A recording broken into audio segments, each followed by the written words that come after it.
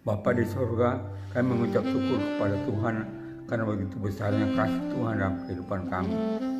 Saat ini kami akan menikmati firman-Mu dan kiranya Tuhan sendiri akan membukakan rahasia-rahasia firman Allah supaya kami makin mengerti apa yang harus kami lakukan dalam masa sekarang ini. Terima kasih Tuhan, kami akan menikmati firman-Mu dalam nama Tuhan Yesus Kristus. Haleluya, amin. Saudara yang kekasih, hari ini saya akan menyampaikan firman Tuhan yang sangat sederhana. Bagaimana kita bertahan di tengah tantangan. Saya ambil ayatnya dalam Roma pasal 12 ayat yang ke-11 dan 12 yang berbunyi demikian. Janganlah hendaknya kerajinanmu kendor, biarlah rohmu menyala-nyala dan layanilah Tuhan. Bersukacitalah dalam pengharapan, sabarlah dalam kesesakan, dan bertekunlah di dalam doa. Ini ayat-ayat yang sangat baik sekali. Kalau kita perhatikan dengan keadaan sekarang, memang kita sangat membutuhkan hal ini. Memang banyak kesulitan.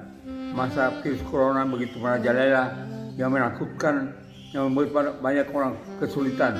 Bahkan berhenti dalam pekerjaan dihentikan. Diberhentikan dalam pekerjaan, kesulitan dalam pekerjaan, dalam usaha, kesulitan untuk bepergian, dan banyak hal lagi. Satu hal yang kita tahu, bahkan kesulitan kita untuk berkumpul bersama dalam rumah Tuhan, beribadah pada Tuhan, yang menjadi tantangan yang sangat besar bagi kita. Itu sebabnya saya mengambil ayat ini untuk kita perrenungkan kembali. Karena Tuhan mengendaki kita harus tetap bersemangat di tengah-tengah masalah, di tengah-tengah pencobaan. Itu sebabnya kalau kita perhatikan ayat 10, ayat 11 dikatakan, janganlah hendaknya kerajinanmu kendor. Jangan sampai kerajaan kita kendor, atau kita semangat kita menjadi lemah hanya karena virus corona yang sedang merajalela. Dan dikatakan, biarlah roh kita menyala-nyala, semangat kita bernyala-nyala, roh kudus yang ada dalam kehidupan kita bernyala-nyala untuk melayani Tuhan. Ini penting sekali, karena di masa virus corona kita tidak dapat berkumpul untuk melayani tidak dapat melayani pekerjaan Tuhan, tidak dapat saling melayani satu dengan yang lain, tidak dapat saling memberi semangat bagi satu yang lain. Tapi Tuhan mau, jangan semangat kita menjadi kotor, tapi biarnya roh kita menyala-nyala untuk melayani Tuhan. Ada 3 hal yang penting untuk memiliki roh yang bernyala-nyala. Yang pertama, bersukacitalah dalam pengharapan. Kata bersukacita itu sepertinya sesuatu yang aneh. Dalam menghadapi masalah kita bersukacita. Tapi sukacita kita bukan dari manusia. Bukan sukacita kita dari dunia. Tapi sukacita kita berasal dari Tuhan. Tuhan memberikan sukacita pada kita. Bahkan dikatakan dalam Yohanes pasal 14 ayat yang ke-26. Sukacita aku tinggalkan bagi kamu. Jadi yang kita miliki sukacita di tengah-tengah tantangan yang begitu berat, di tengah kekecewaan yang begitu sulit yang kita hadapi. Tuhan mau supaya kita bersukacita karena kita punya pengharapan yang besar. Pengharapan kita bukan kepada manusia, pengharapan kita adalah kepada Tuhan. Yang kedua, kita harus sabar. Kata sabar ini nggak gampang. Sabar itu berarti kita harus tetap setia. Bagaimanapun keadaan kita tetap tekun, setia. Sabar menghadapi tantangan, sabar menghadapi kesulitan, sabar menghadapi masalah. Ini kehendak Tuhan, kita tetap bersabar. Jadi ini hal yang sangat penting bagi kita. Kita akan bersabarlah di dalam masa kesulitan. Jadi kita harus tetap bersabar di masa kesulitan. Lalu yang ketiga adalah bertekun dalam doa. Nah, kata bertekun dalam doa ini harus tetap berdoa, tekun dalam doa, setia terus dalam doa, ambil waktu berdoa. Ada jam-jam doa yang sudah dibagikan oleh istri saya, oleh Ibu Gembala. Pakai jam-jam doa itu dengan baik. Kalau kita semua bertekun berdoa, semua jemaat Tuhan tetap bertekun berdoa, maka kita tidak akan kalah dalam menghadapi pencobaan. Kita tidak akan kesulitan dalam menghadapi pencobaan. Itu sebabnya mari 3 hal ini kita praktekkan dalam kehidupan kita. Yang pertama, bersukacitalah dalam pengharapan. Yang kedua, sabar di dalam kesesakan. Yang ketiga, bertekun di dalam doa. Hal ini sangat penting sekali. Kita bertekun pada Tuhan, bertekun di dalam doa, bertekun dalam membaca firman Tuhan, bertekun dalam memuji Tuhan. Walaupun mungkin kita di rumah hanya sendiri memuji Tuhan, bertekun dalam terus bertekun di dalam Tuhan. Maka hal ini akan penting, iman kita akan bisa dipelihara. Karena dasar kita untuk tetap bertekun, tetap setia adalah iman.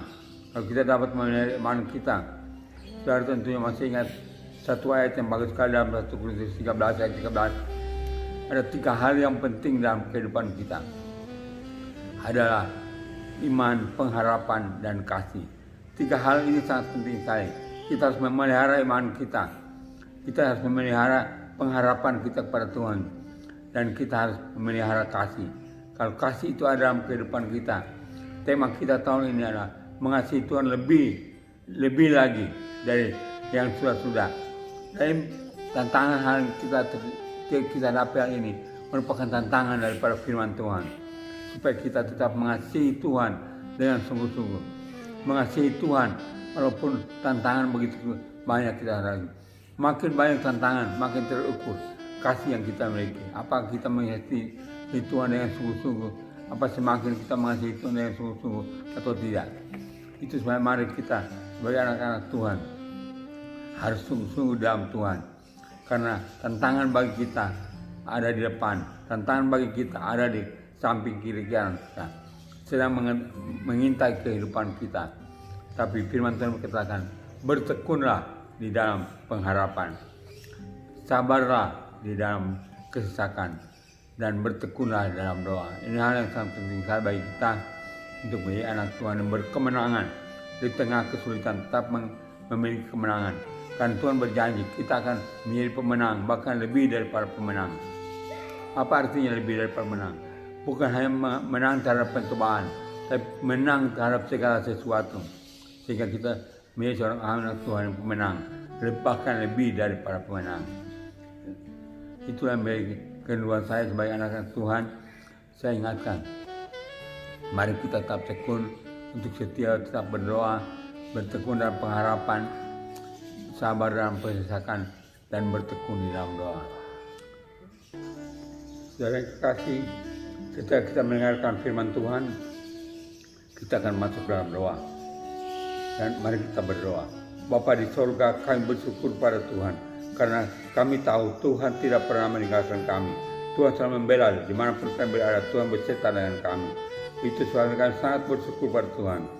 Dan hari ini kami menikmati firman-Mu. Biarlah firman-Mu memberikan kekuatan yang baru bagi kami, semangat yang baru bagi kami. Walaupun di tengah virus corona merajalela, tapi kami tetap punya semangat untuk berdoa, beribadah pada Tuhan. Kami adalah anak Tuhan yang hidup dari kemenangan datang kepada kemenangan. Kami bersyukur karena kemenangan itu dalam kehidupan kami.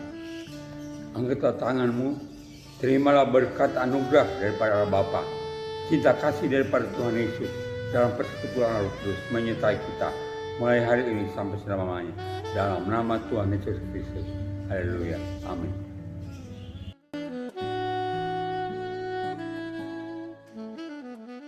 Saudara yang kekasih, ibadah kita pada tanggal 5 Juli nanti akan diadakan di Gereja Pilih-Pilih Daerah Mojosongo jam 7 pagi.